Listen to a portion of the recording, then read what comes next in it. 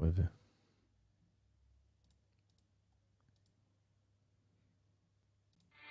Leeds United made the most of their second chance in the European Cup against Stuttgart, the team they say has more foreign reserves than the Bank of England. Leeds won 2-1 in Barcelona in front of a tiny crowd. Their hero was Talking Shutt. He scored the winner less than a minute after coming on as a substitute, and tomorrow's his birthday.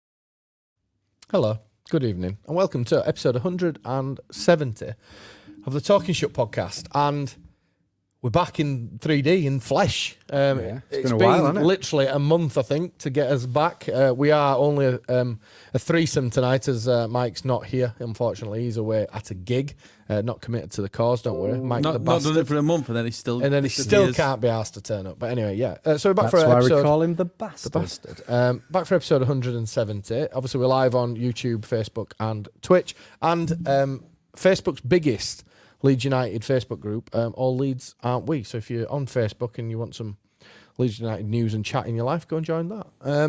Anyway, good evening. Welcome, Rags. How are you, pal? I haven't seen you for ages. I know, it's been a while, hasn't it? Yeah, a while, yeah. COVID and all of this shit just basically made it really hard to get back together. Yeah. COVID, and then I decided I was going to Spain. So COVID, Ben's late trip to Spain. Yeah, very international break. Yeah, nobody likes that, No do one they? wants that. That's why I went international break. You had an international break. And obviously I'm joined by Ben, the voice you can hear right there. Ben, did you enjoy your trip to see the Gibraltar Whites? How did that go? Yeah, so with that, I was just walking around, and then I thought, that badge looks really familiar. Really, really familiar. Really familiar. Yeah. So then I looked, it's the Gibraltar Whites. Did you actually meet any of the Gibraltar Whites? No, the guy who owns the pub's a Cockney, actually. Okay. I said, are you a Leeds fan? He says, oh no, I'll just let him come in here and watch game. Oh, fair play to him. Yeah, so decent. Adopted Leeds fan. Like, they have like 70, 80 people. They like fill the whole pub out, sort of thing. Oh, decent. Good, that. Good. I like all like that. Yeah. So how are we keeping, gents, anyway? All right? Yeah, very good. Should we have a chat about London? Not just the city, but, you know, the game on from the weekend just gone.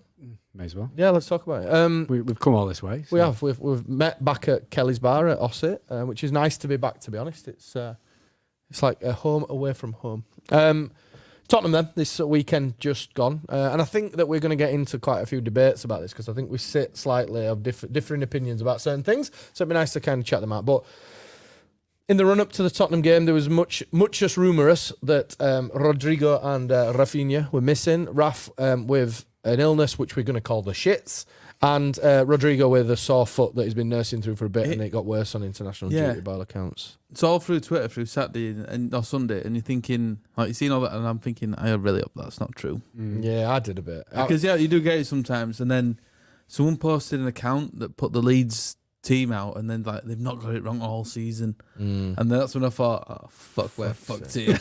Genuinely, then, like I'm trying to take a pragmatic view of it. I'm desperately trying to not become one of them fans like, oh my god, we've got Man City, Arsenal, Man United, Chelsea, all the top teams coming up. I'm kind of thinking, I remember when it was like Yeovil, Gillingham, fucking Oldham, Boundary Park, and I'm trying to like remember how shit it were not to be in the Premier League and to still continue to embrace the fact that we are in the Premier League. So although we're missing Rod and Raf this weekend just gone, I still wanted to kind of embrace the fact that we're playing at state-of-the-art stadium in the Premier League. I was out on Saturday night with a few mates and they were asking me about it, and I thought, you consider, I mean, a few months, I'd rather have Tottenham have had Nuno Espirito Santo because they were a lot worse. Definitely. Yeah. But I considered Conte and I thought, okay, they won. Did they win the first couple of games?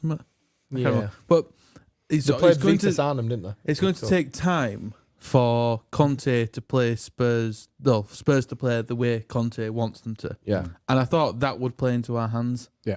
And sort of to jump ahead, it kind of did in the first half.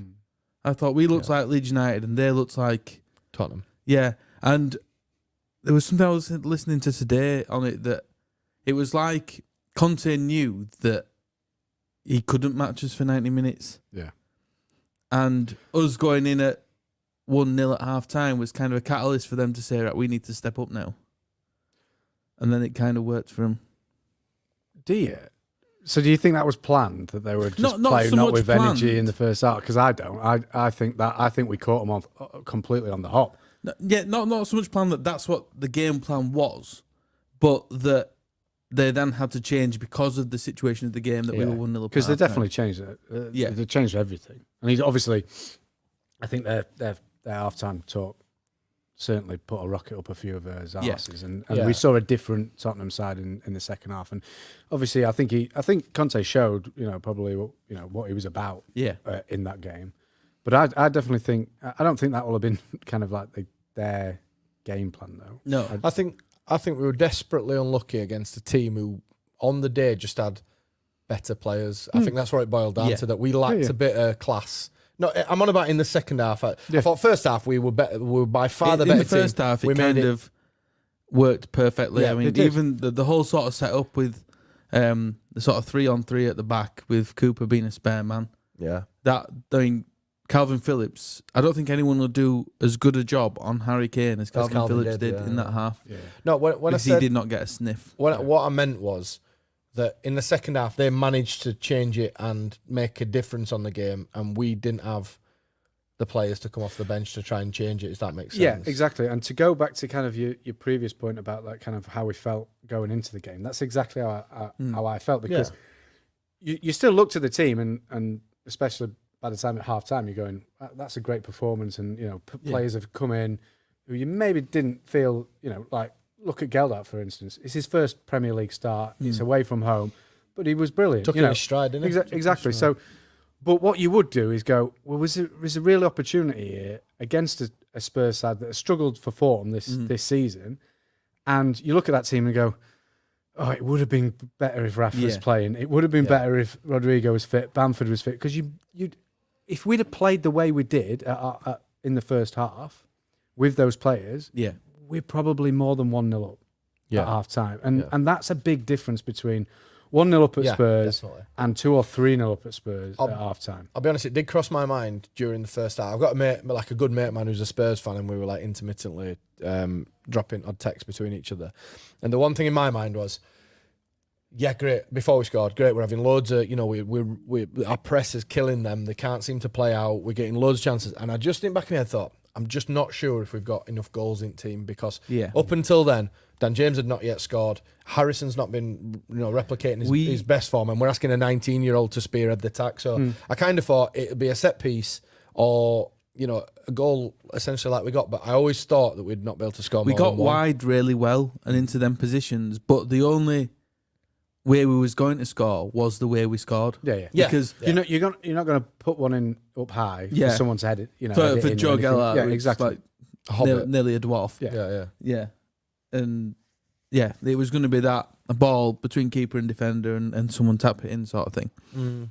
And that's the only sort of negative of that half, that we just struggled to sort of make goal scoring chances. I think the thing is, after the game on Saturday, it's dead easy to get a little bit emotional, and typically Twitter melts into a little bit of emotional state, as it always does. We should do this, should do that, should do other, blah blah blah blah. But I go back again, and in the defeats we've sustained this year, we've not been brilliant. We were pretty good first half against Spurs. In fact, damn good first half against Spurs. But I go back again, and Meslier is not having to make save after save after save after save. We're not getting carved open. We're just getting the finer points is going in the other team's favour. Apart from Manchester United, obviously, that first game of the season. But we didn't talk about that. Yeah, and Liverpool, because... Oh, fucking hell.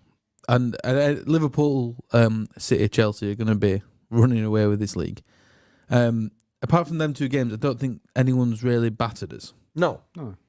Which is different. There's a lot of I think we need to compare to last season a bit as well. I mean, this time last season, I think we had 3 more points, but we'd been battered by Leicester, we'd been battered by Palace, and probably I think someone else as well. I can't think off the top of my head, but but we're not being battered this year, and we've had the injuries we've had. And another thing is, like, I keep getting asked, obviously, because I work in Chef with Blades and the odd Wednesday fan and like a few Glory supporters who support Liverpool and shit.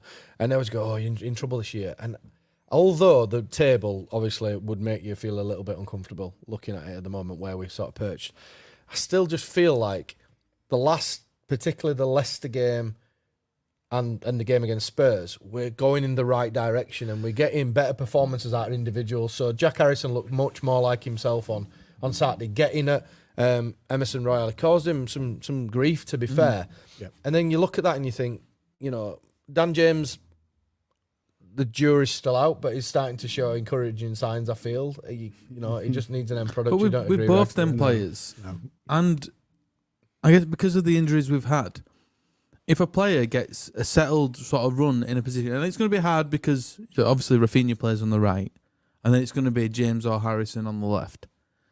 But it's a good option to have if one of them's playing to bring the other one on if it's not kind of working. But if they get a run in a game with, like we said, if Firpo was back and Firpo and Harrison or whatever were playing a good run of games together, and they get that consistency. Build an understanding. We've not had a consistency of attackers, defenders, or midfielders. No. But somebody will probably comment, and please do if you're on there, we'll try and get through some comments in a bit. Somebody will probably comment and say, this season's not any different to previous seasons, but with the international breaks and with the COVID and stuff like that, it's just felt so stop-start.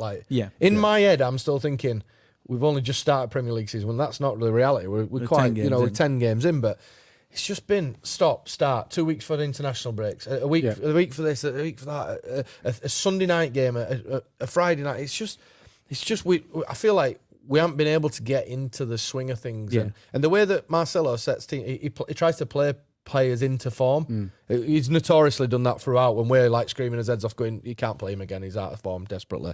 And then he proves us wrong. And he's done that all the time. And I just think that constant break has probably stuttered some players being played back into form. And I think just Leicester and Spurs, we started seeing Stuart Dallas looking a lot better. We started seeing Jack Harrison looking a lot better. Adam Forshaw. Yeah, exactly. Let's talk about Adam Forshaw, because he has been the constant in those two performances. I think the first half against Spurs was the best we've played this season. Before that, I thought the Leicester game was the best we've played before that. Yeah. Before that. So, he's the constant in there. I'm not just pinning it on him as an individual, but obviously just a midfielder in a central midfielder in a central midfield position has given us a different dimension. He's given us what we've missed all season, really. Just someone in the middle to put the foot on the ball. Yeah. The amount of times, obviously my son plays as a central midfielder. I was trying to forge a career as a central midfielder, and at the minute I'm trying to talk to him about just play simple. You're a midfielder. Play simple. Find space. Get it. Play it simple again. It's all about moving people about. And if you watch Forshaw, and I made Judd watch him on Sunday, we were like talking things through, and there were a couple of times where Forshaw, he'll make a dash forward, somebody will play a 5-yard ball, he'll give it back and dash off somewhere else. Yeah. And then I said to him, to my son, it looks like nothing, but if you watch him, it drags people about, and that's what it's all about. And he's made... All right there, Ben, is that your belly? No, I don't know what it is. He's made a massive difference, but not by suddenly being the best player on the pitch. Just being nice and steady, an 8 out of 10. He hasn't put a foot wrong. Yeah, he's just been nice and steady, and he's made the difference. And he gives other people a freedom to play a bit more as well. Yeah, and he made a link between. We've not had a link between the defence and the attack all sort of season. Yeah, and that's what we've been missing. He made that. He just makes everything flow a lot better. And it just takes that pressure off at times. Like that. I think it's a massive cliche. But when you play Leeds, it's like a basketball game. And I don't think it's quite as bad as that. But there are times where it's frenetic, isn't it, for a long period of time, and it is kind of back and forth a bit. And it's not as frenetic. It needs to when it needs to be. It is. Yeah. But there are times then when we've actually got hold of the ball and we're not just kind of bombarding forward. It's just a bit more controlled. Yeah. And I think that's quite important. But just to kind of go back to the point, and you mentioned it there, Gary, about like mates who are not Leeds fans, and I've had the same. People go, "Oh, Leeds are struggling," second season and all that. And so far, although Sunday was disappointing because you come away and there's no points. Yeah. I was encouraged by it because you know what? Like I say, Leicester was the best we'd played. We should have won that game. We didn't, but it was a good performance. I was then worried there was going to be another international break. I was doubly worried after the international break that another 2 players are not playing in that game. And at 4:30, I was thinking we could be on the end of hiding it. Yeah. When it actually transpired is we lose a narrow game and we put in a really good 45 minutes in that game as well. We need to be more consistent in making those 45 minutes 90-minute performances. Absolutely. But like I say, there's so much to be encouraged about at the minute, and we're on an upward trajectory. We're on the right track, aren't we? We're definitely on the right track. And for me, there are certainly, from what I've seen this season, there are definitely 3 teams much worse than us. Yeah. And the thing is as well, let's be right, Spurs, who've been massively underperforming, are a top 6, 7 team in the Premier League with the players they've got in that side. You got a striker that was going to be going for 150 million. I mean, what other strikers are going to go for that? They would talk 150 million. He's probably one of the highest rated strikers in the world until he starts scoring. At least sort of number 9. He's probably in the top 5. Yeah, he's got to be. Yeah. He's not been great for the last however many months, but you look at what Harry Kane's done. He's at least in the top 5 of the last 5 or 6 years. You've got Lucas Moura, Son, who's probably the best sort of Asian player. Mate, if you look at their bench, they've got like Steven Bergwijn on there. Yeah. They've got Dele Alli on there, who arguably a bit ago was the next biggest prospect coming out of England.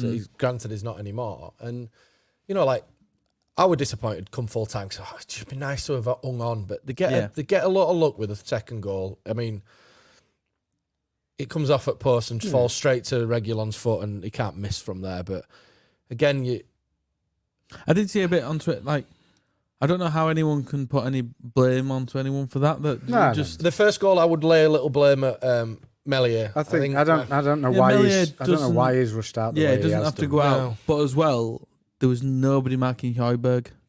Do you know what the thing about the Højbjerg thing that annoyed me was? A, Mellier's positioning, but B, it was just too easy for him to get the shot away. Like we've seen year on year people like Liam Cooper, Luke Ayling throwing themselves at the ball and stopping the shot, and I felt like Leeds kind of thought he'll blaze this over, and he gets a shit contact on it, if we're honest. I'd have thought that too. And it trickles into the corner. What do you think to Højbjerg as a player?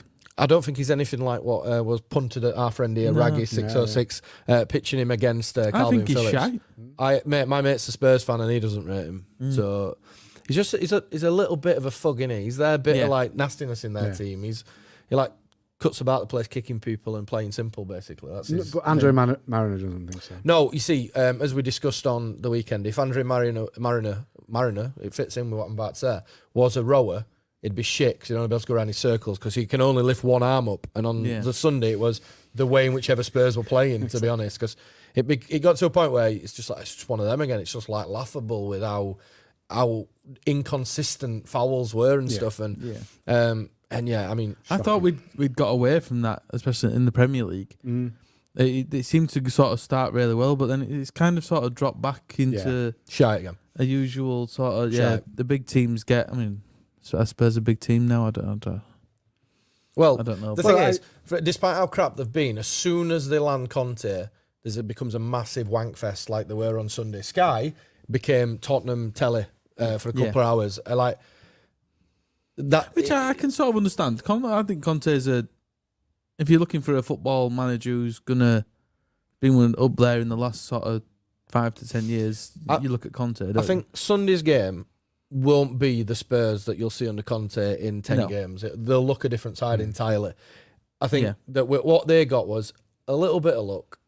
A depleted Leeds team who on the face of things look like they're out of form coming into it. And I think, all in all, on the second half, I still think we were a little bit harsh to get away with not at least a point from down there how we played. And at the end of the day as well, we had nobody to turn to. Well, we brought essentially like the Cuddly Bears day centre on, didn't we? Like, and it's great to see these lads coming through, but like, although it's fantastic and really dreamy and all this to see young Archie Gray travelling with side, it also points to how fucking threadbare we are. And we've got 6 full-time, 6 first-team players, like solid, going to start every week near enough, minus probably Koch, out of the team at the minute. I mean, let's look around some of the other squads. You take 6 first-team players out of Arsenal. You take Ben White, Ramsdale, Saka, Aubameyang. You can just do it with any strikers. team. You fucked. If you take Bamford, Rafinha, and Rodrigo, so if you take any other, if you take Mane, Sané, Salah, and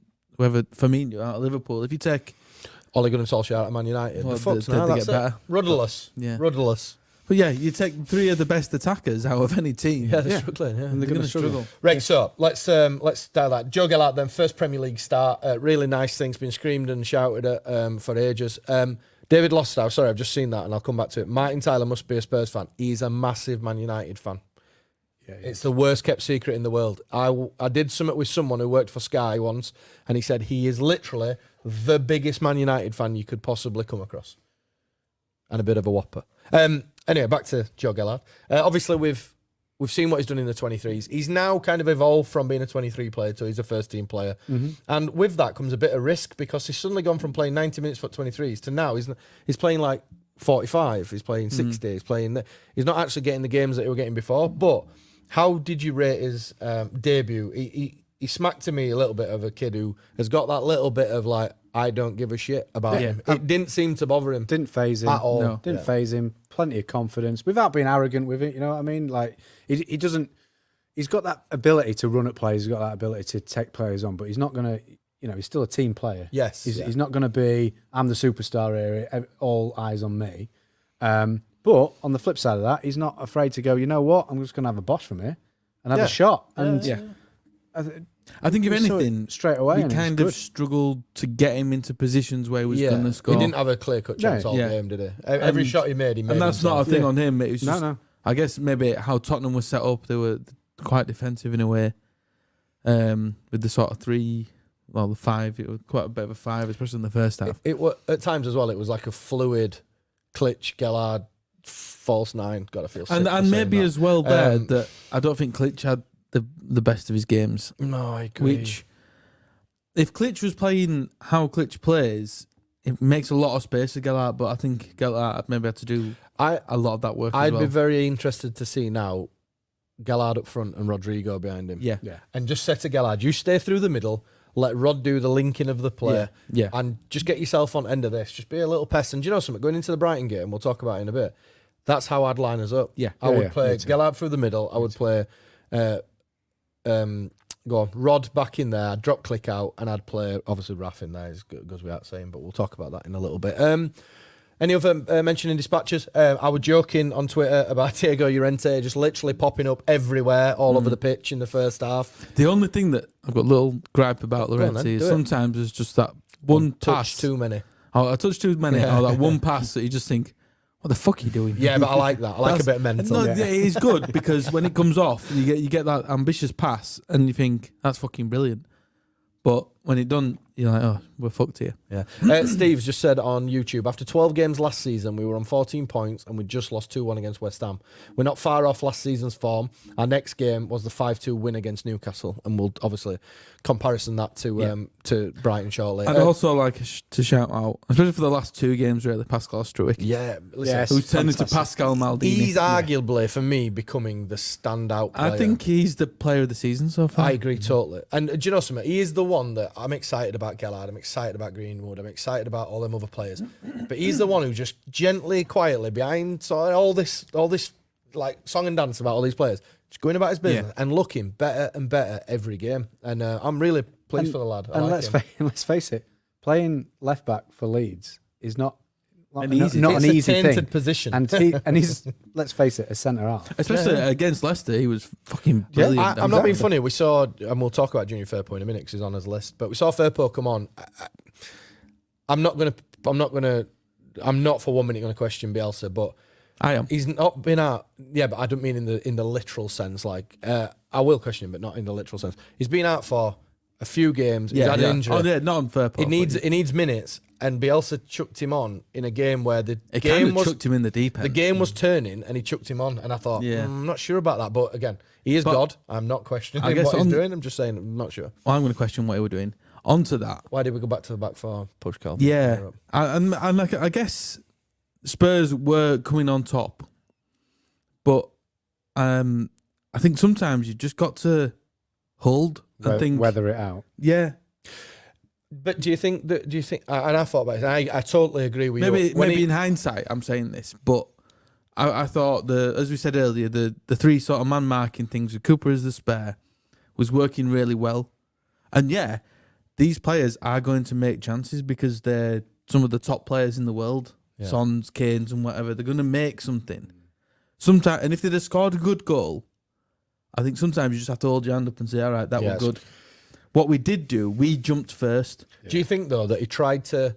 We were beginning to get penned back quite regular. Do you think he switched it to try and get us higher up the pitch and more as an attacking force? Because, let's face it, the first half was completely the other way. That. Yeah. We talked about them making chances, but they didn't do that in the first half. And I think we were in their faces, and we were pressing, and then it was, like you say...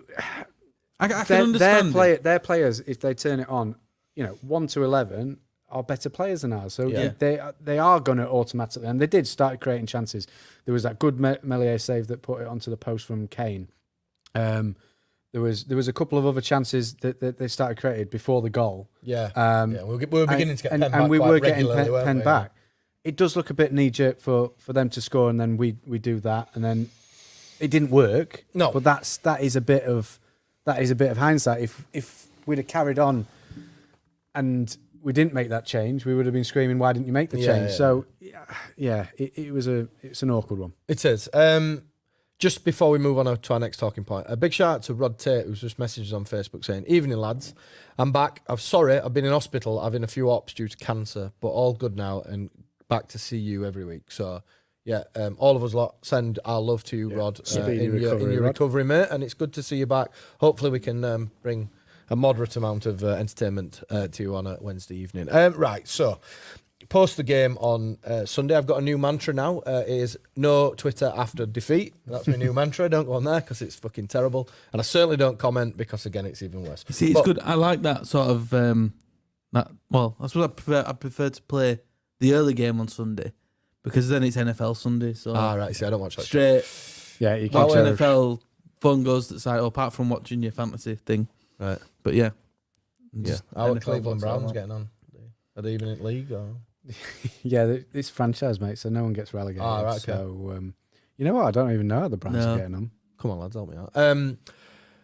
After the game, I saw, and I've had a few debates with people about this. I had a chat with Paddy Miller, formerly of this show, about exactly this. And we had a little debate in our WhatsApp group, so we decided to open it up to the floor. Junior Firpo, obviously comes in from Barcelona, not played much football at Barca, big signing from Real Betis, where he kind of set the world on fire a little bit. He's come in and he's had... by our own honesty, an indifferent start to his career at Leeds. Was it in our group chat you listed what he'd played? Yeah, I listed the 6 games and two cup games he's played. So he's played... He came on at the Scum as a sub in a game that we got absolutely trounced, painfully to say. We rubbed that one out. Yeah, I'm not leveling anything out. He plays at Crewe. He played at Crewe in the cup when we beat him 3-0. He played at... Let me find him. Sorry. Liverpool against Mo Salah, arguably, a bit of a struggle there, to be honest. He did struggle against. Yeah, he did, and most players did. A lot would. Newcastle, where we should have won. To be fair, no really jumps out at me where he did anything particularly wrong in that game. Fulham in a much changed side. No, against Newcastle, he fucking put that one over. He missed an absolute fucking sitter. Yeah, he did. Yeah. West Ham, arguably at fault for the goal. To be fair. The Bowen goal. Yeah, for the Bowen goal. Played against Watford in the game which we won and dominated, and then he came on as a sub at Spurs. Now, I saw a few people like raging and shouting and carrying on about Alioski and bringing him back and all that type of stuff, and Firpo shit and Orta's a twat and all this kind of other stuff. Like, I sit on the fence a little bit with Firpo in terms of he's not done enough at the minute for you to say, oh yeah, signing from Barcelona that's worth all that money we paid for. But I'm still also not in the position at the minute where I'm saying he's shit, we should bring back Alioski. I'm in a I sit in the camp that there's some mitigating factors. There's been a bit stop-start with injuries. He don't look on the face of things like he's developed, like he's adapted quite yet to the way that Bielsa does things, and neither has his body by the looks of things because he keeps breaking down with little injuries. And I'm quite prepared to give him another sort of 5, 6, 7 run of games in the team in a settled side and then make a judgment. As we said with James and Harrison, and if we had a settled side where we were playing the same team for at least a couple of games, and he's got that stability of a team there, you'd probably see better performances. But he's coming like the first couple of games of the season. He had a change in defence, so Ayling got injured. Oh no, Ayling was fine, wasn't he? Llorente got injured. Yeah, we weren't playing the same back then, five, did we? No. In the first was 10 games or something. Yeah. And then arguably the games he did play had Harrison in front of him who was dreadfully out of form as well. So Yeah. I'm not for one But in the knocking same anybody who respect- wants to knock him. The same with everyone else. So the ones that have played and haven't been great are playing with different players every week. Mate, and the other argument as well is that when we played last year, from the get-go, we were on the front foot. And it's easier for Alioski, who's used to the methods, to play in a team that's on the front foot and very rarely getting pinned back like we were last year. Whereas Firpo's coming to a team that's under A lot of pressure. under a lot of pressure, quite badly out of form earlier on its season. He's not played a great deal of football himself. He's adapting to a new club, and I just think it's a bit premature from certain elements who are saying, no, he's fucking shit, or as a twat. I think as well, all like, this type of I think stuff. I compared him a few weeks ago when we played Wolves. You look at like Nelson Semedo, who when he came in, he wasn't brilliant. Then he'd come from Barcelona, like Firpo, but they paid a lot more for him, and he was probably higher rated than Firpo. But he's taken a good year to get in, and maybe Firpo's one of them that, and maybe this is why Leeds wanted to keep Alioski. Yeah, Obviously, to help him adapt in, yeah. And so Firpo's going to take that time, that maybe a year to become. We've got But then Pascal now, hasn't he? for the next 5 years, he could be our left back. Well, that's and we're the thing. too quick to. And I don't know the circumstances that we're still sort of hovering over the bottom three and stuff like that. But players are going to have to take time to come in, and we're building a side to last. Do you know longer. what? Do you know what it is with Firpo? He's suffering like Rodrigo did with the. He's come from Barcelona. He's worth this much money. That's what he's suffering from. Same with Rodrigo. If we I don't think Rodrigo suffers. no, with he that. did early on though when they were saying he's fucking £25 million. We signed him. He's fucking shit. He's a Spanish international. He's fucking shit. I saw that countless amount of times. Yeah, but people are going to say that. But I don't think Rodrigo suffers with that because I think he's a big enough player. No, I didn't mean on the person. I mean us as fans target them because they carry this weight. This Which it's is so always for going to Barcelona. happen. Yeah, of course it is. Yeah. In our situation that we've not spent that money, we've not been in the position to spend that money. I mean, there's an article or something in the last week or so. Erling Haaland could have come to Leeds for 4 million, and we couldn't even afford that. Yeah, it was on the Phil show, weren't it? I think that struck with a few people on Twitter that were obviously not Leeds fans, and it was like, wow, Leeds couldn't afford 4 million. No, but it was a different time, weren't it? That's the thing. yeah, that's it. Yeah, it was that. It's a different time, and That's where we've come from as fans as well, though. Yeah, So spending 30 million on Rodrigo is like, wow, we'd not spent 30 million on anyone else. Well, he was a record player. Yeah, It's Rio, yeah. Well, you what next one? Oh, yeah, no, well, Rio left for 30 million. We signed him for 18 or something like that. So on the Firpo thing, Come on, we'll sit on this side at Divide Ben and we'll let this guy say, I'm only kidding. absolutely. Go. Because- Make it a no, minute. because Firpo corner. Yeah, Firpo the bastard. I would Sorry. probably out the three of us. I've probably criticised him more. Yeah. Than, I'm not out saying the he's three not of us. without criticism. Well, so my thing, and you're right. And to be honest, until you listed those games on the group, I thought he played more than that. Yeah, to be honest, so he's played less football than I've thought. My arguments has always been the fact that he has not proven in a single game yet that he is anywhere even close to Alioski, never mind better. So for me, you let a player go, right, and you don't keep hold of him, and you go, that's fine because we're signing him. There needs to be an improvement. Now, don't get me wrong, I want to eat my words. I want to say this time next year, I was bang wrong about that. He just needed that time and everything like that. Yeah. But like you've said, we wouldn't have needed that time with Alioski. No. Yeah. And we would have, maybe if we'd have done that and he said, you know what, you want however much you want, and I'm guessing where he went to, he's probably going to get wedged up. He wanted a lot of money, and we probably said, well, you're not worth that. But even if we did that, and then he might have had an indifferent start to the season, we'd all gone, we shouldn't have ever signed him. And that's a fan's prerogative, isn't it? And it's all about hindsight. I get that. But for me, and I really want him to make me eat my words, but I haven't seen anything so from Firpo. And you're right, he's got mitigating circumstances. Absolutely. He's not playing with the same players week in, week out. He's had a few injury problems. he's been thrown in the deep end a couple of times, and I'm not really judging him for that. It's more the starts, to be honest. Yeah. The ones I've seen, and yeah, he's not done it for me. But I hope he makes me eat my words. Yeah, and I just want to bring one point as well about Alioski. And there's a tendency, and we all do it, is when you look back on situations, post them, you see the good bits. There was times, and not many, granted, there were times though where, and I've said it many times on the show, where Alioski frustrated the fuck out of you at times with... Not many. You said that every week. Well, yeah, I did, because I got in my head that for all his brilliance, his energy, and fucking everything that came with it, every now and again, he'd have a fucking head's gone, and it'd drive me mad, where you think, you as a professional footballer, at any level, shouldn't be doing stupid shit like that. Like, you know, like falling over and screaming for, and then we get broke on, and you think, just get up and just get on with the game. But anyway, that's a different story. He's not here anymore. He's fucking gone. No. Let's not talk about him. And let's face it, there's no point in having that conversation, because he's what's gone. done is done. Exactly. But what we're doing is debating what we've got in front of us, which is Firpo. And let's face it, we want him to be successful. I'm not being funny, but arguably at the moment, Firpo's got to move strike, I think, as it stands at minute. Yeah. Well, let's get Stroke back in the middle. Yeah, but who do you shift though? Cooper.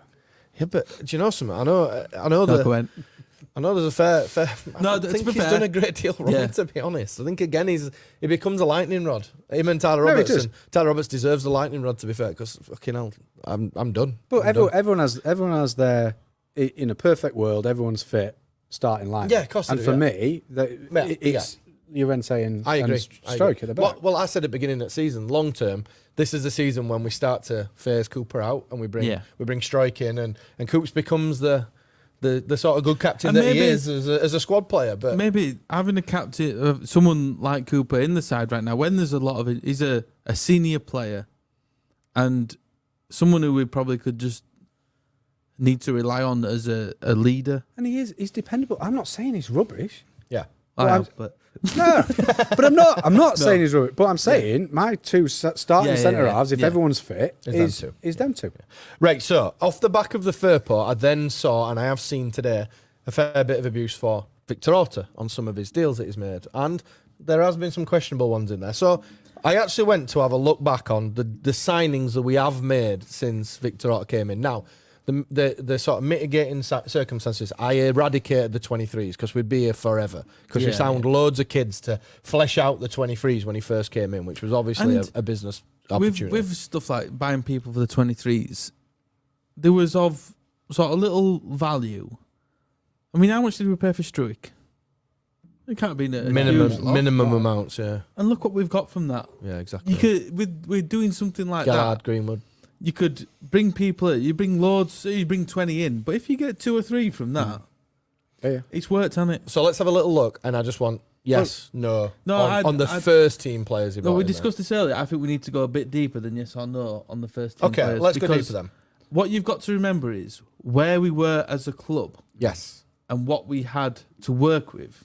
Yeah. So let's go with them. So Vernon Anita. No. Wait. Yeah, shy. It turned out to be an absolute bomb scare. But I remember at the kit launch signing him, and en masse people going, "That's a decent signing." Because Newcastle fans were raving about him. Said he does a job for us. He's sound. Blah blah blah. He played in the Premier League with Newcastle for a decent amount of time as a holding midfielder. Then we decided to play him at right back. Obviously standard, and he was shite. Yeah, but you can't say it was a good sign. No, I'm not saying a good sign, but it was shocking signing. Absolute fucking pony. So that's what I mean. It's all right on saying, the face of things. We thought we were getting a good deal. Yeah, I think you have to take it from where before playing for Leeds that you look at where he was from and what he'd done, getting him in on a free as an elder sort of experienced player. As everyone said when he showed up for the kit thing, that seemed like a good signing. Yeah, it did on first things because it didn't work. It's a shit signing. It is a shit signing. It's a gamble, isn't it? But everything's hindsight, though, isn't it? Of course it is, mate. Yeah, and that's what we're doing this for. Next one, Adam Forshaw. Fucking hell. You could say that were a shit signing because he spent the last 2 years sat at home. But you can't predict that. No, you can't predict that. And that's the same thing with Vernon Anita. You can't predict that Vernon Anita was going to be shit. Well, there's a difference between being injured and being not shit. and being not actually capable of playing decent championship football. I got the feeling with Anita that it might have been a payday. Yeah, probably will. Maybe. But ultimately, when you sign And the that player, can- you've got to be able to wheedle that out. Yeah, as well. yeah. You've But- got to do Well, that. there's another one coming up later, and we'll discuss that and what I think This for is that. right good. I feel like I'm in some sort of like reffing. Anyway, Alioski, we don't need to talk about it. Turned out to be a good signing. Signed as a left winger, ended up being a left back. Turned out to be a good signing, despite what I think. Cameron Borthwick Jackson. You look what Alioski's fucking done awful. for us. Awful. Oh, your phone's died. Phone's That's died. great, isn't it? Awful. Shall I waffle on while your phone comes back? Yeah, it's not going to So you look at Alioski. It's Oh, well, do you want me to get transfer marked up then? We might have to do that. Right. So with Alioski, You get notes of yeah, he was pretty much nothing cost-wise. And he's given us 4 years with one of them in the Premier League. Yeah, no, I agree. So in a way, it's a brilliant signing. Cameron Borthwick Jackson. Who? Yeah, that guy. Fucking hell. He's up at Burton, I think. He's playing at Burton now. He's at I'm Burton. surprised if he's still playing football. No, he is. Fuck me. He's still playing. He's at Burton, definitely. I'm surprised he's not playing for Topman rather than Burton. Yeah. Yeah, Topman FC. No, to be fair, that defraud Topman. Felix Wiedwald is on that list, I remember it. Awful. God awful. Yeah. Let's not even talk about him. awful. Yeah. But we need to talk about him because we need to fill a bit of time until he gets a page up. Hold on, sorry. Nearly Sorry, there. bear with Lawrence us. de Bock, he was another one that season, wasn't he? Yeah, De Boca, he were a good one, weren't he? Yeah, awful again. Have you got 2017-18? That was his first season. There we go. Pontus Jansson came in on a permanent. You've got to say that was a good signing. Yeah, Yeah. yeah, definitely. Samu Saiz, good signing. Yeah. Wrong time, wrong No, manager. Yeah, because He was a good signing. he for was us. probably his best player He for was, a he, year. he was our best player. And then the problem with Samu Saiz is he wouldn't do the work. Yeah. He was- won't do the work now for Girona in the Liga Smartbank, and he's just a lazy shit. Yeah, true.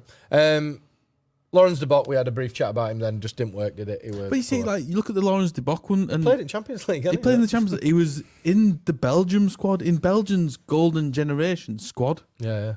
and So- he came to Leeds, and then he had that really bad game against Derby, and he just never recovered from that. Then there's a little tranche of players here that signify that era for me. Adi Sacco, lovely lad, seemed a character, average footballer. Average foot, but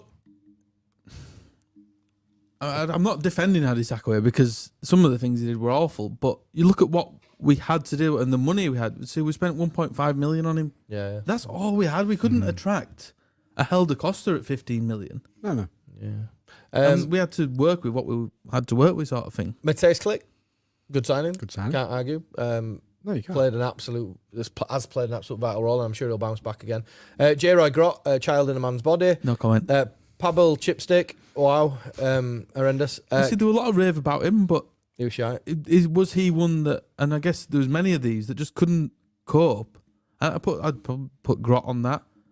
Couldn't cope with playing at Leeds United with the pressure at Leeds United. If he'd have gone to like a Reading or I don't know, someone I was thinking Reading as Yeah, soon he'd as fit you in at read Reading, it. wouldn't one of them nobody sort of clubs that there's no pressure on. They get Yeah. fucking 3,000 people. Yeah. If he goes to them clubs, he'd probably done all right. Lads, this is literally going to take all the show up, so let's rattle through a bit more. Yusuke Ideguchi, we ruined his life. He's now back in China, thinking about what he could have done, Japan, whatever. Apo Halme, we got some money for him. Went to Barnsley, still playing Championship football, arguably. Worked out as a decent deal. Finnish international.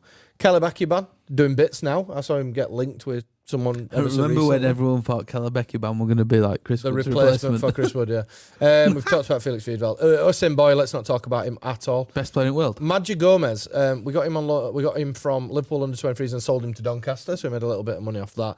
Our mate Andy Lonergan, obviously bought him in from Wolves. He did a job as Felix Wiedwald's replacement. Right. So this next one, I think you're going to say, Sam sums Dolby. everything up. No, the one after that. Pierre-Michel Lasogga. So he was what? He was close to the German side, and he played for the German side, but he scored a lot of goals in Germany. Got a really bad injury, And was really fun. and we were there picking up the pieces because that's all we had to work with. We didn't. yeah. That's what we were working with. And then there was one. And you know what? On his day, you were good. Yeah, he was. He's probably the best, one of the best strikers of the Natural ball finishers. I've seen since we were in the ball. I came out of the Premier League. Yeah. Natural finishers. But it was just fucked. He didn't trust his knees. Yeah. His mum loved it at Ellen Road, though. Mum loved it. Right, so next lot of lists then. Patrick Bamford. Fucking don't need to talk about it. Barry Douglas. Now, for me, I he was the signing that everybody got a bit excited about because the left back is tainted at Leeds forever, and we thought he'd be the man. And I think ultimately with Barry Douglas, his body just couldn't hold it up. Yeah. That was it. And then his body, he couldn't play himself into form, and then he ripped his knee ligaments off his knee against Millwall, and still put an assist in, by the way, to win that game. And yeah, it just didn't work out for him, for me. Mateus Bogus, the jury's still out, doing all right. It's an odd one, isn't it? Like, Ibiza. I mean, La Liga Smartbank's not a great league, and if he's doing all right there, scoring some worldies, but I don't see him ever getting into Premier League. Yeah. Izzy Brown, fail. Bomb. No. But then on the face of it, Andy Hughes was on the show and he could not praise him enough. He'd done brilliantly at Huddersfield. Preston, maybe if he wouldn't have been injured, that might have made a big difference. But Jamal Blackman, do you know something? Unlucky, snapped his leg when he got really close to playing, when he finally got down to body weight. A certain Jack Harrison, doesn't need to be said.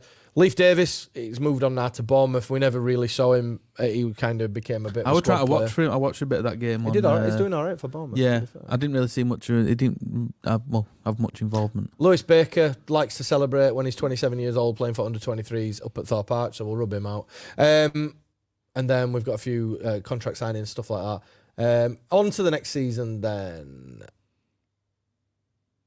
Their departure, arrivals. Here we go. Jan Poveda. Wishing him all the best to get well soon. He's just snapped his leg, unfortunately. So, Jan Poveda, again, jury's still out. Did all right for us towards the end of Championship season. We aren't really setting the world on fire. So Benjamin of White, we'll not talk about him, don't play for us anymore, but what a player. Jean-Kevin Augustin, we're still paying him back £1 This is the one I was going to say. So, when you say about weeding out the attitudes and stuff like that, and so it seemed like he was like, this is somewhere like, well, he obviously sold it to Leeds, sold it to Bielsa that he was going to be the player and he was going to be Leeds' marquee signing and sort of everything like that. Leeds' Mbappe, weren't he, basically? That's what he got dressed up as, because he'd played in the same youth team as Mbappe and outscored him, I think, in a tournament. And everything was there. Him in a Youth World Cup, I think. Everything was there potential-wise. Maybe COVID made a difference to his attitude, I don't know. But, yeah, his attitude was the problem. Yeah, possibly. He's the only player I've heard of in the Bielsa era who's been sent home from training. I mean, allegedly. I talk about the whole attitude side of things.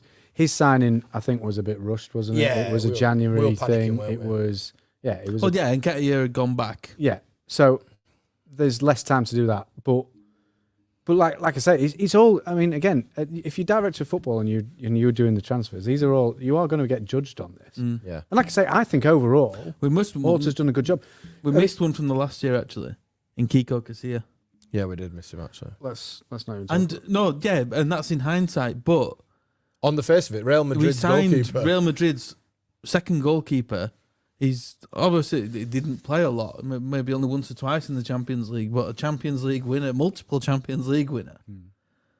And you're thinking, this is a good deal. And to be honest, you look at the clean sheets and stuff.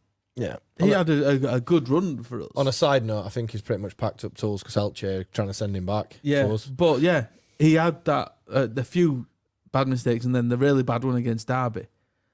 And then there was no coming back from that. Yeah. Yeah. Elder Costa did well for us in Championship, stepped too far. Although, to be honest, he still did all right the promotion season.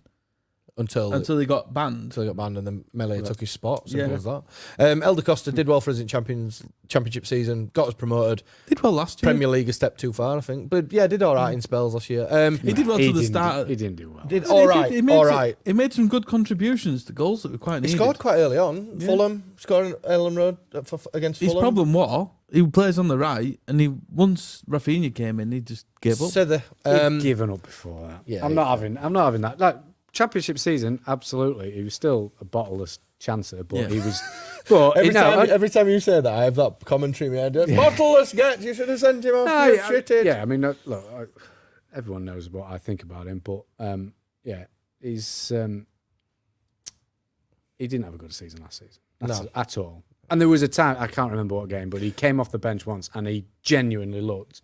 He just refused to run, and you're like, how can you? And you knew he was off on going then. Yeah. At that point. Yeah. But what's interesting, and obviously you've got it there in front of you, but that first season before Bielsa, the amount of transfers, and I know it's different, but it's like 18. But lots of transfers.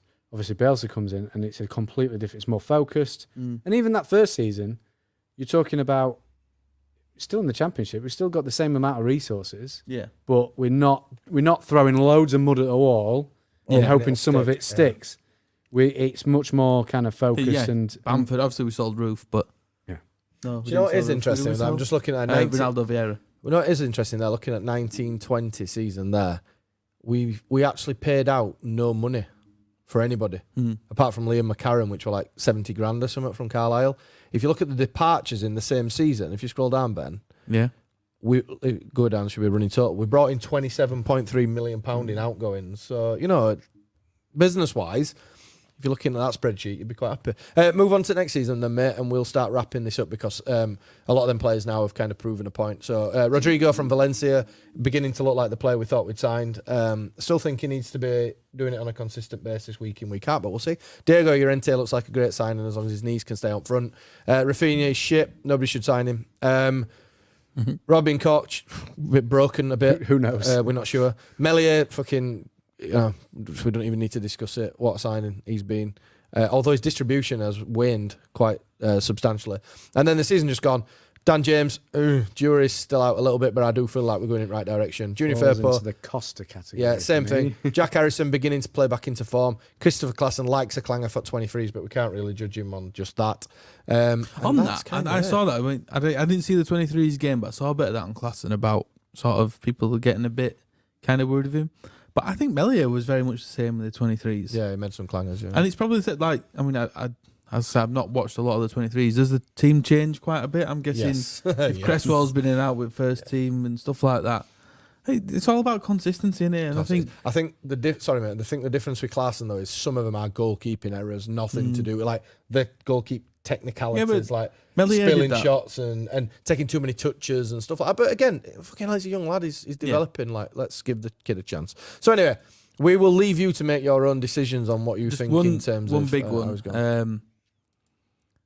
Nigel Chandler says, "Ought to help bring Bielsa in." Correct answer. Ought to brought Bielsa in. Correct answer. Let's get a few comments before we move on to the other stuff. So just scroll up. There was another person who said that had been poorly recently, so we need to give them a shout. David Thornton says, many of the signings you talk about were outgrown by the club. Yeah, true. Yeah. That's the natural evolution of a club, to be honest. So, yeah, absolutely the case. It's not scrolling. It's not scrolling. Stephen Horseman, there's the one. Same here, watching you every week since being cured of cancer in one of my tonsils earlier this year. So happy I'm now cured. Match on together. Good stuff. Fair play, yeah. And a shout out to Jay Patel who says, guys, just want to give you a shout out as we've had quite a few new members from the podcast having a mention on from the Facebook group having a mention. So yeah, if you're on Facebook and particularly if you live away, because it's a good way to keep connected with your club. All Leeds Aren't We on Facebook is the biggest, 53,000 I think followers, and helping to help us There's out. something I want to move on to, and Philip Millian brings this sort of into where I want to move on to.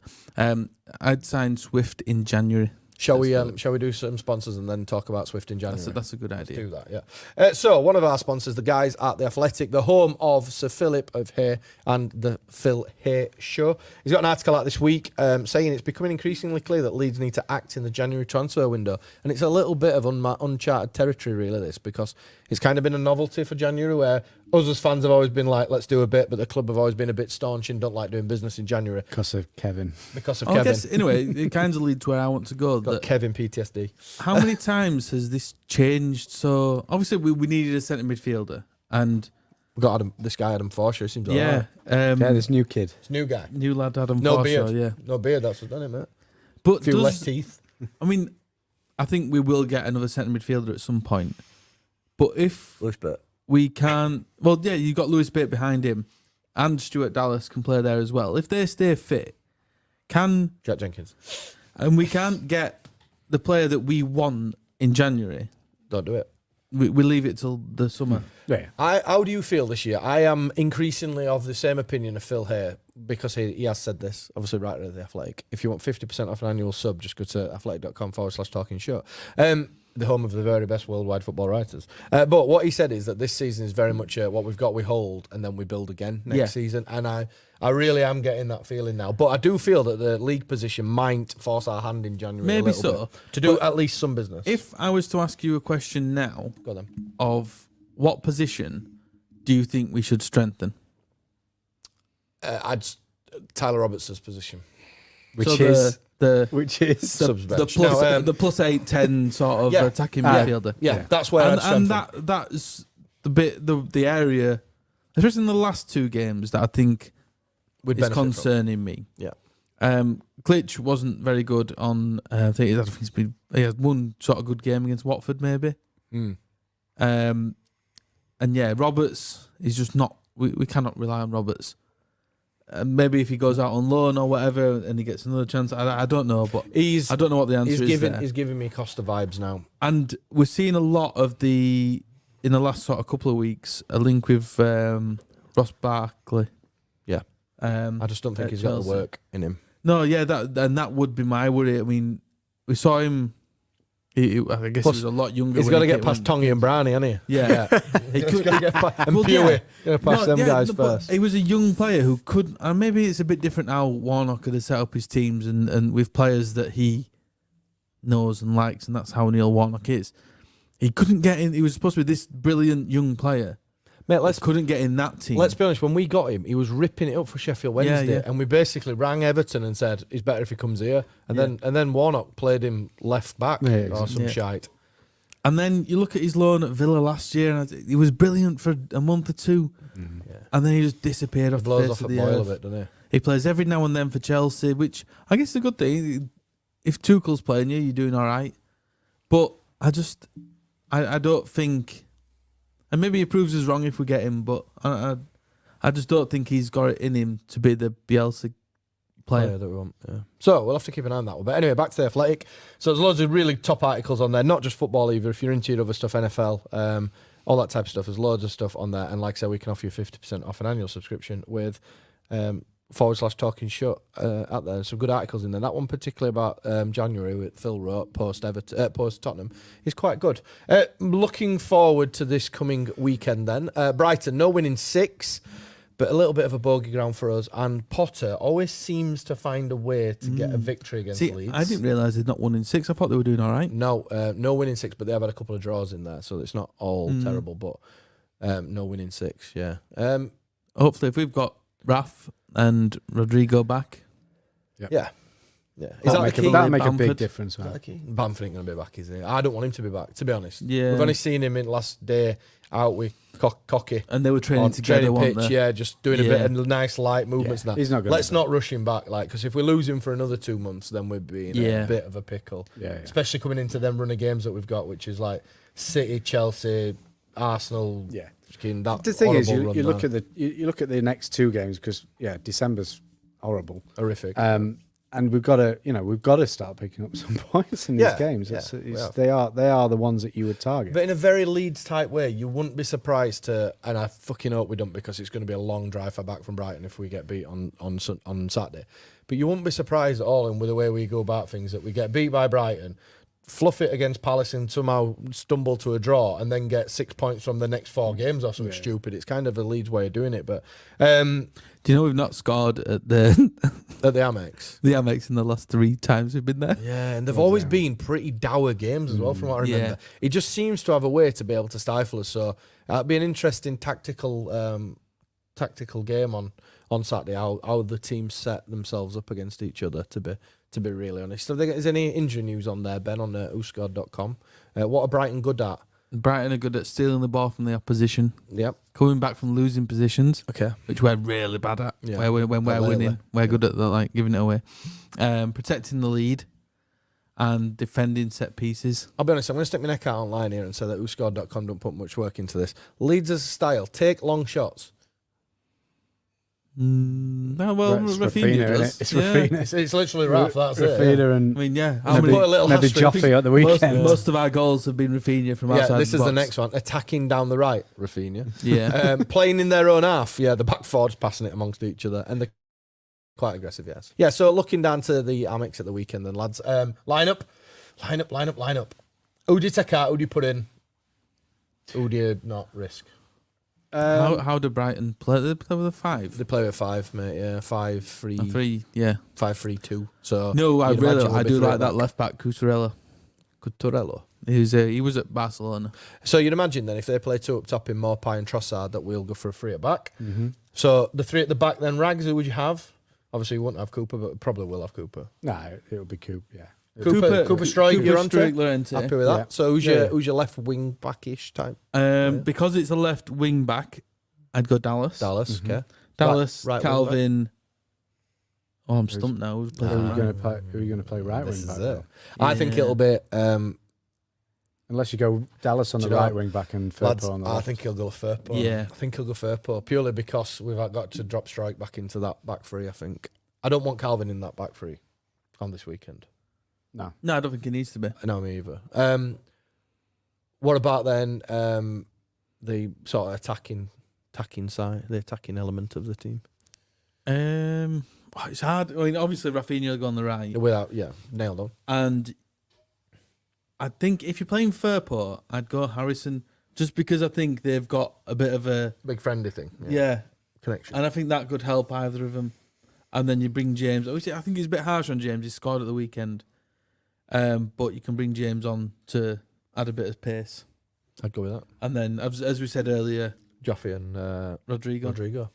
You look at it in paper on that and you think, it's fucking strong side, that. But you're dropping Forshaw there. Fuck aye. Oh yeah. Right, Struijk at left back. Oh, thingy. But this left wing back, that's the thing. They did it against That's a tough gig against now. Watford. No, Watford. Who were Leicester? Did against Leicester. He did, and did well against Leicester, to be fair. Leicester are a good side. He pocketed Lookman for a while, didn't he? Yeah. I think the way you can't drop. Can't drop Forshaw. him, no. You can't drop No. Forshaw. So in that case, maybe I know you have. it'll go, yeah. I know it'll go. He'll take Joffrey out, he'll put Rod up there, and he'll play Forshaw further up pitch like we saw on Sunday briefly. Yeah, maybe so. I think that's what he'll do. Can't drop Forshaw based on his performances. I think that's how he'll start. I think Do Gelhardt. you think? I mean, go you look back at on their bench. centre backs of what they've kind of played most: Duffy, Duncan, Byrne. The most Brexit football Yeah. centre backs When as they've you could ever got imagine. those two up Joffrey- when it says the two up top, is it? Because sometimes I thought Trossard kind of played behind. Yeah, I was going to Yeah. say because do Maybe, we go back three or will we go back four? Because sometimes they put like on those You sort see, of I think things. it'll look more like that. Yeah, Yeah, but I think they'll have two holding midfielders on Saturday. Yeah.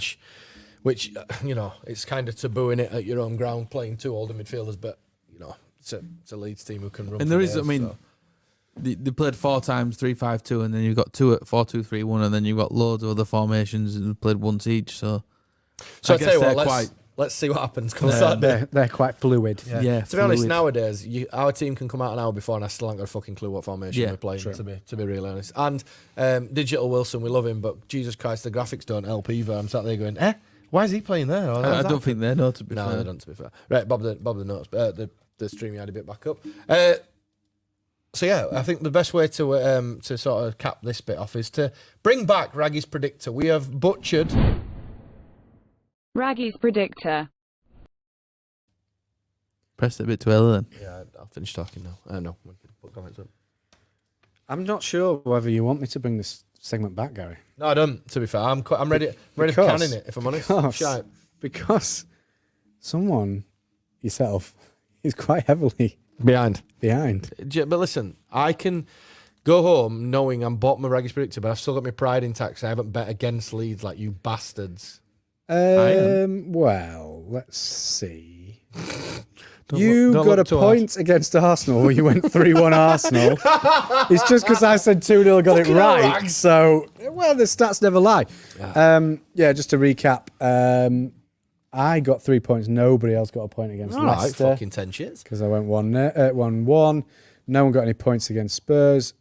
So that leaves the scores on the doors as... Did we sack the England games off? Yeah, we we didn't just do didn't it. We bother. I didn't didn't do it. even know England were playing. There were me, Mike, and Tommy Hill. We were on. We just sacked it off. That's a bad idea. Yeah. Talks about 23s instead. Oh, just like middle of And the thing Mediterranean is, somewhere. the irony is, you'd have probably said something about like 10-0 against Yeah, to be San fair, mate, I Marino would as have done. well. Yeah, You it'd have been a probably real would. throwaway. So you may as well just give me that. No, To be fair, absolutely Oh, not. fuck. So After yeah, 2 Hurricane masterclasses.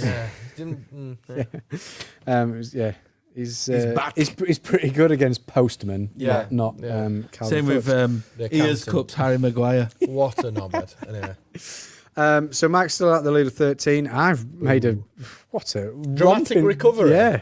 After missing 5 games earlier in the season, I'm on 12. All right. Ben on 9 and Gary on 7. Fucking hell. All the way back there. Yeah, but But listen, chance to redeem yourself, like Gary. the club, few victories, shoot up the table. Not Yeah, worried exactly. about it. So we've got, obviously, it's a double week this week. Oof, good week. Because we play Brighton and then on Tuesday we play Patrick Palace. Vieira's Palace. So we actually play consecutively the two teams in the tamest rivalry in the Premier League, Yeah. Brighton and Palace. What was it, like the A50 was it or something? I thought it was the M23 or something. yeah, I don't know, whatever they call it. shit thing. The shittest rivalry ever. So Oh, just one point before we move on to this.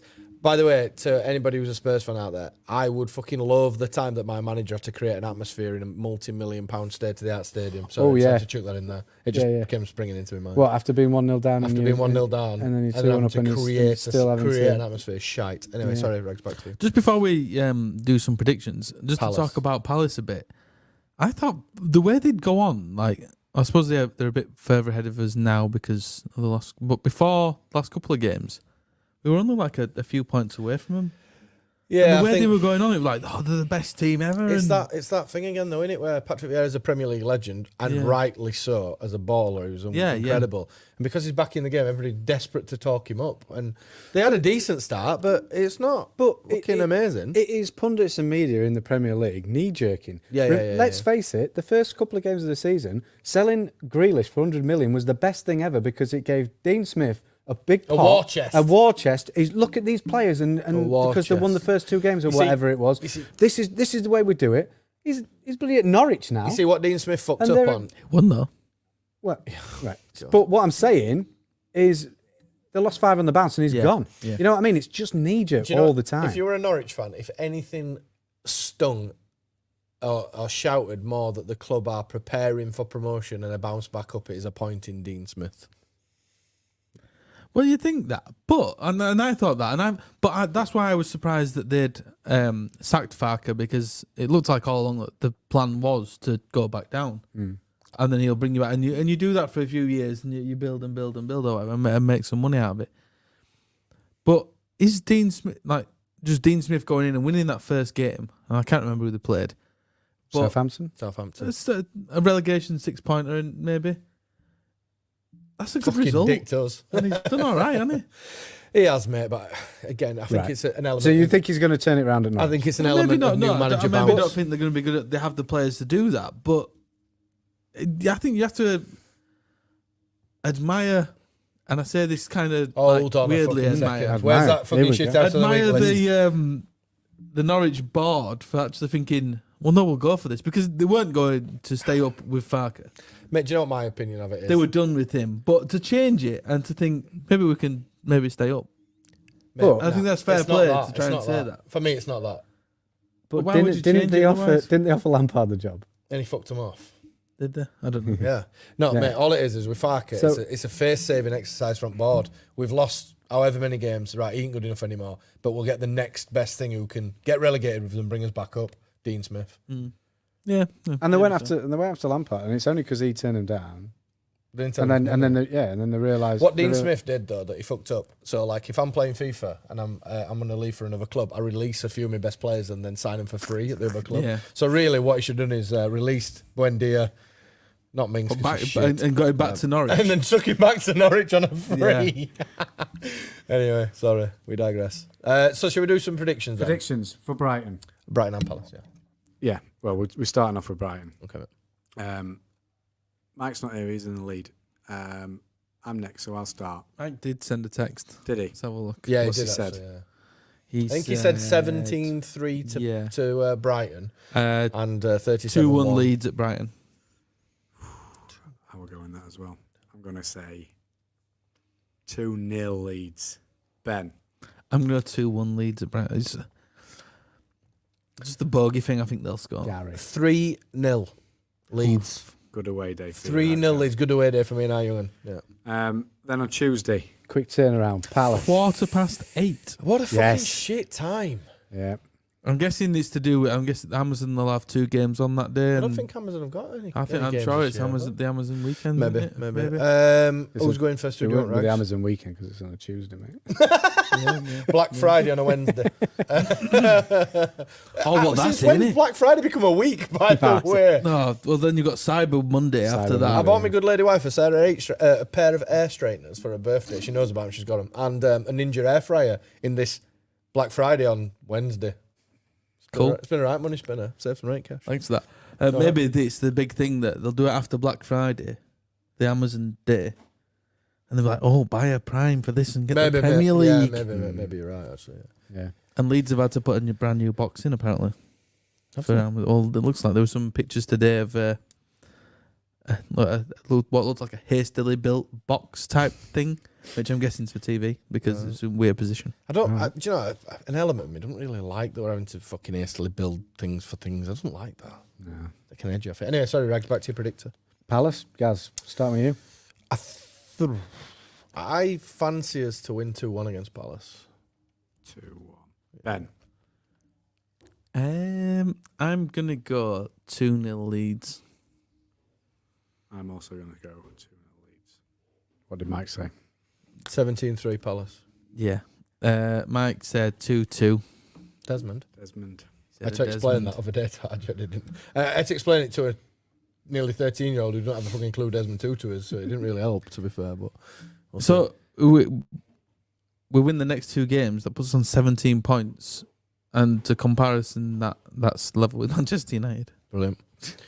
Yeah. Obviously, they've got 2 games to play as well, but Yeah, but they'll probably lose. under Carrick. Absolutely brilliant. Carrick's at the wheel. Give him a Yeah. contract. Give him a blank Absolutely. piece of paper. Let him put it big onto win it. last night. Big win. Big That's win. it. Nice. He's put He's, himself in. He's put himself yeah. in app for it, hasn't he? So yeah. Anyway, before we move on to some other stuff, the Terrace, another one of our loyal sponsors, been with us since the very beginning, and Christmas has come in. The goose is getting fat. If you need some retro kit stuff for your family, there's loads of good stuff on there. They've got gift boxes, they've got tree decorations, they've got dog bandanas, they've got table runners, they've got doormats, they've got colouring books, they've got mugs, notebooks, and I they've got smashed mine the other mugs, week. and Ben smashed his the other week. Yeah. You can still get a raggy mug, mate. I might get one, actually. Do you know what I bought? I bought one of them bigger mugs that I can't don't know what they are. So, right, listen, what I've done is... I like a big mug. I had a Tassimo coffee machine, but it would cost me a fortune. So I got rid of it and I've gone full cafetiere. So in the morning, I charge the cafetiere, let the dogs out, come back in, fill me a big Bailey Banksy mug up, and that's my morning brew. And I've cut down on 17 coffees in the morning, so I have one vat. Just one massive shake well about 10:30, and then I'm back in room at about 11. So yeah.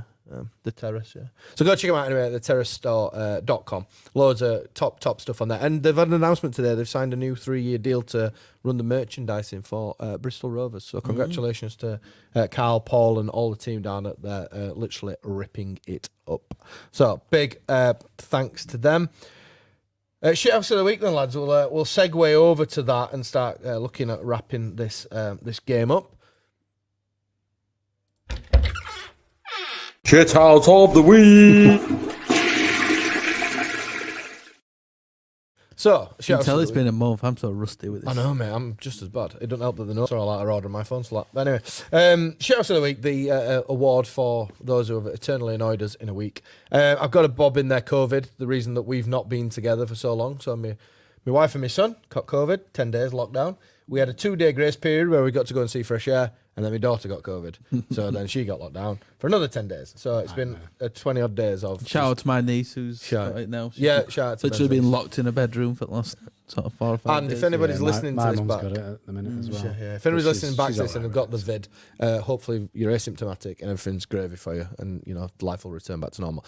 If there's any sort of good thing to this, is it means you're kind of immune for 90 days, which covers the Christmas period. Ooh. So no little accidents around that. See, I'm desperately Get panicking it now out of because the way. I've not had the vid, and I'm nailed on to get it for Christmas because that's just how lucky I am. Yeah. So yeah, they're in there. COVID. The Glaziers for sacking Lord Ollie and removing his ability to become the greatest Manchester United I know manager ever. This was one I was trying to keep quiet that I wanted to put in, but it's just I'm a bit gutted that they sacked him I because am actually. Yeah. He was doing such a good job. but he was more the reactions after every game. The reactions on Saturday after them losing to Watford. I mean, this new sort of Spaces thing on Twitter, they was brilliant.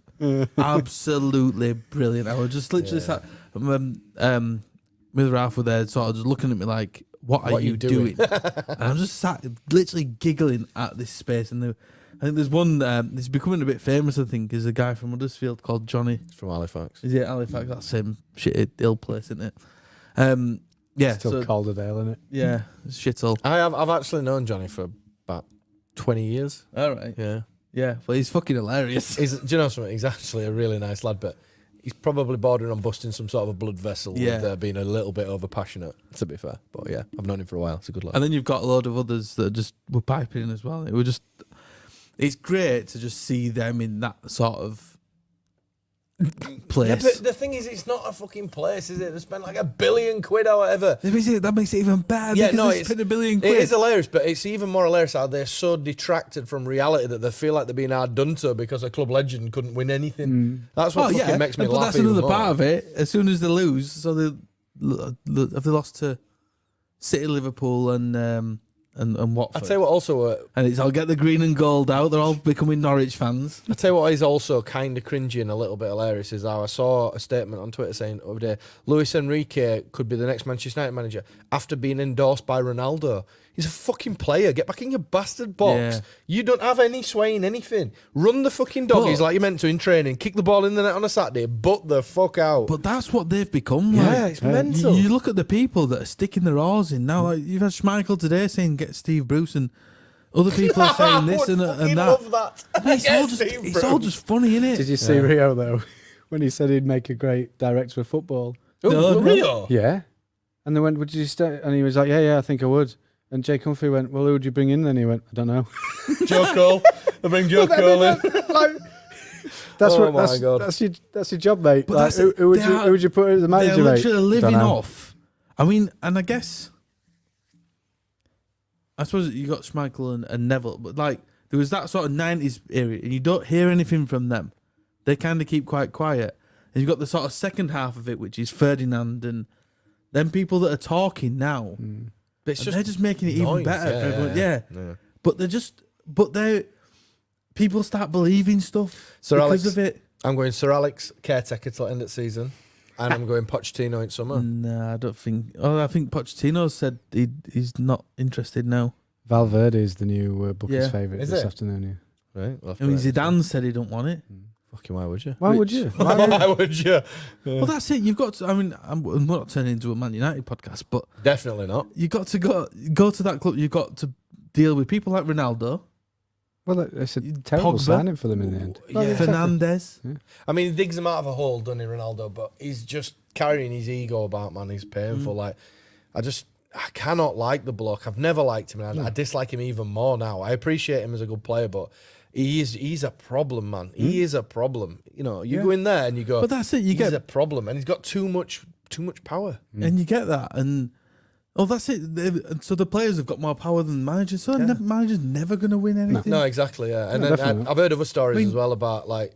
You can take it away from Man United. You just talk about football in general and teams and players and stuff. Once a player gets too bigger than a manager, it's over.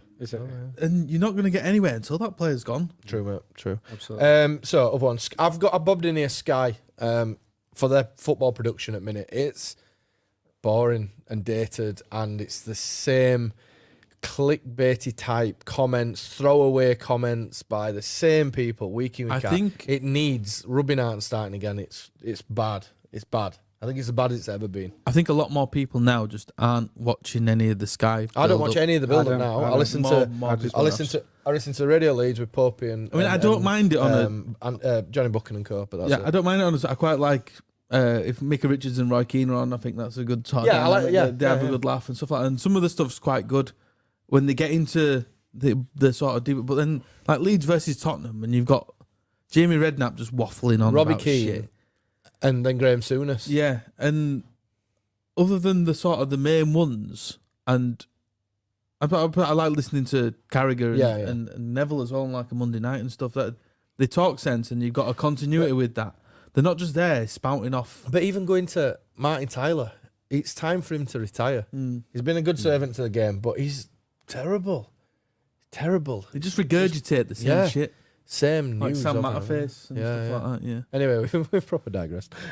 Andre Mariner for having only one arm, or appeared to only one arm, whichever way Tottenham were playing on the weekend, just gone. And Raggy, you've got a particular one here. Yeah, just being an American football fan as well. This comes from a. Am I allowed to call it that, or do I have to specifically call it the NFL? You Am I allowed can to call it American football. Am I allowed? Of course Okay, you can so, call it American I feel like football. it. Yeah, no, that IFAB said that they were meeting and discussing whether to extend 3 half hours times for half to 25 minutes to incorporate NFL style entertainment at half time. Can you imagine? Fuck Super off. Sunday is Brentford Burnley, and there's a 25-minute cameo from fucking Shakira at half time with some fireworks at Turf Moor. Can you imagine? Fucking hell. If it was like decent, I mean, if you had like a decent band in, I guess there's some games where you watch Leeds when Championship and stuff that you'd think Can't I'd wait for rather go half-time back- turn. Yeah, might be better than watching football, but Yeah. The thing is as well, it just smacks of more money for where the money already is, while we've got lower league teams going out of business. You got teams like Hereford dying on a tax bill of like 30 grand, and then they've got bands and that's it, innit? innit? Yeah, that's where it how stinks. and it's so obvious. How can we make more money? Yeah, and the thing is, mate, as well, the annoying thing for me, not so much for you guys being season ticket holders, is that they'll just lob that on tickets again. Yeah. It'll just be a bit more of a tax on tickets to see fucking like, Rick Astley do. Go back to that the Sky shit and- like coverage and that. As soon as it's half time, you've got a break. Then they come back and they say a few gonna sentences, say- another break. Yeah, Sky would just be 25 minutes of fucking adverts. Adverts, There yeah. wouldn't be any analysis So of the before game. the There hardly match, ever is. At Your players halftime. come out, or they have an advert. Then your players come out. Yep. Then they do then you have another advert. Martin Taylor goes, and it's live. Then you go to an And advert. then- Ford There's an advert. Focus for £10,320 a month. Yeah. Fucking wank. Anyway, so yeah, we're bobbing them in there. That was for straight from like 90s. Don't want it a Ford Focus at 10 sure. I grand. just plucked it out of my head, to be honest. Ford Super Sunday. Yeah. Hold on. There we go. Shout out to the week then.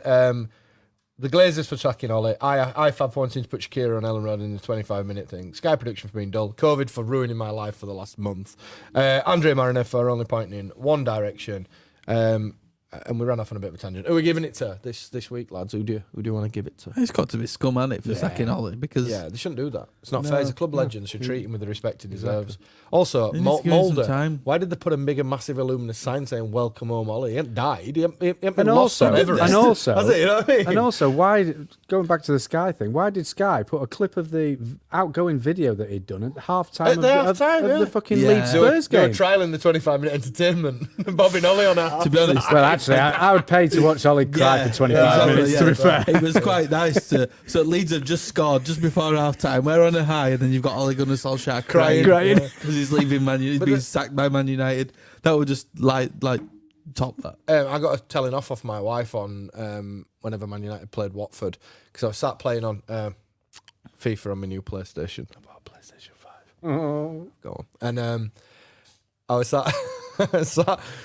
sat playing it, and I got my AirPods in, and it came over that Watford had scored their fourth, and I laughed out loud and scared her to death, and she went mental at me, saying, "Why are you laughing?" I was like, "Scum are getting absolutely trounced at Watford." He's like, "Scared me half to death." I was like, "Sorry." So even But I think hilarious. did they go for it 2-1?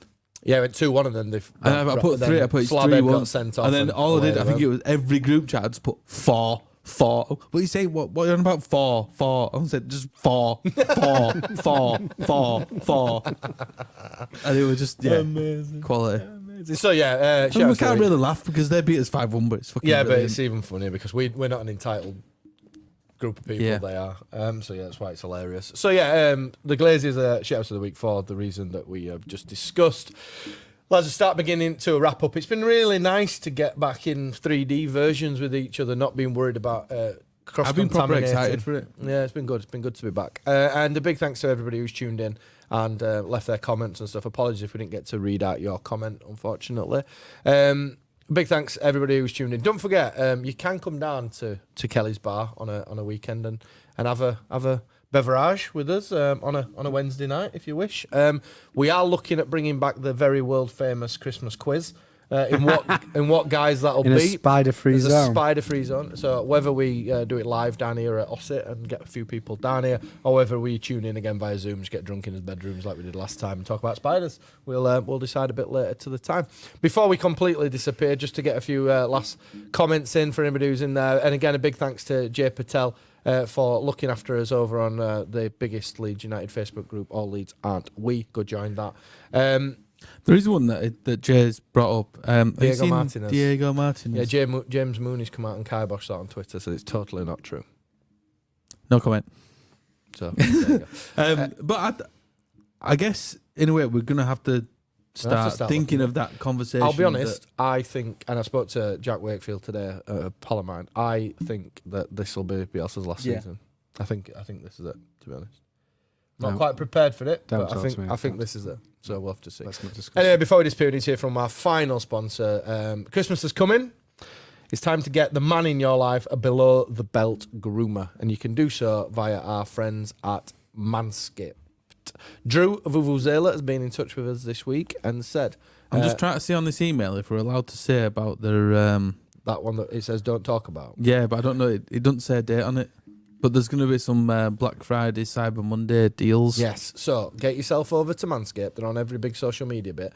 And have a look on there because there's going to be some deals going up around on there. I And don't know if we're allowed to say what deals. yeah, we can't say deal. We'll keep it vague. But It says we will be running something off during this time. Shh, it's a secret until then. But until you find out what that off is, we can it's still Black offer you- Friday now. Yeah, Like you said, it's a week. the date is the 26th of November, according to that email.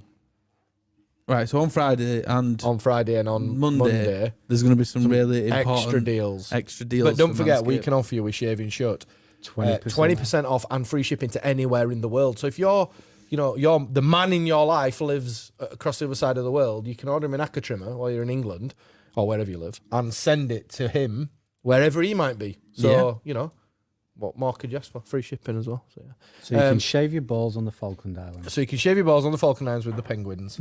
Yeah. Obviously, thankfully, there'll be no troops in Afghanistan this year unless they're there for another reason. And yeah, well, maybe if you're in the Taliban, you could listen. Get one. We do not discriminate. If you want to shave your balls and you're in the Taliban, that's fine.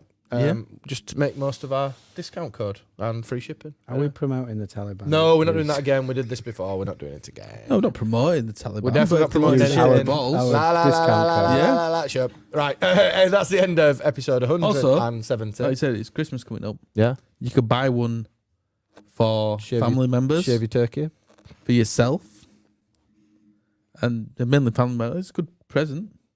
I think I'm going to draw the line at buying my dad a ball trimmer, I'll be honest. Maybe not your dad. Maybe if you've got a son. For 18, starting going to I'm town. glad you covered that back up then. 18. Yeah. Hey, Judge, 13, you wanted an iPad? Here you go, mate. Knacker trimmer. Dad, what do I need that for? Maybe don't need to do that. Maybe that but is. yeah. Anyway, that brings us to the end of episode 170. Big thanks to everybody who's tuned in. If you're listening back to this on a podcast, please tell other people, like, share, subscribe, all that other stuff. And a big thanks to Andrew these Epps guys. says he's already seen an offer somewhere. Oh, Well, right, what offer's this? Because why are you looking at any other offers than ours? Yeah, get amongst it. If you've noticed, well, me and Ben do occasionally spam advertising. So any mention on Twitter of anybody needing to shave, we drop them a I like Manscaped that. thing in. I like to see how obscure I can be with, like, they just randomly like put it in there. Yeah. Oh, I've passed some dog shit. Well, you can shave your balls with that. What, we dog shit? Yeah. Anyway, let's leave it. It's a bit like that. Episode 170. Thanks very much. If you're travelling down to Brighton at the weekend, have a safe journey. And we'll see you next week, same place, same time. Don't forget, come down to Kelly's Bar and have a beer and listen to us do it live. We'll even let you come and talk on it because you'll probably be better than us. I'll see you there. See you there. So